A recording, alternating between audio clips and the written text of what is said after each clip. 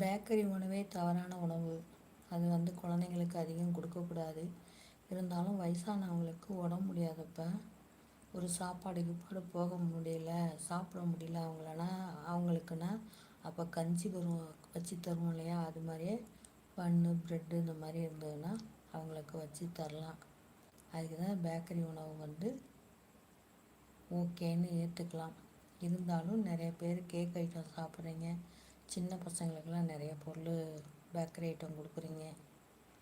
அதெல்லாம் கொஞ்சம் தவறு. அதெல்லாம் கொஞ்சம் அவாய்ட் பண்ணிக்கலாம்.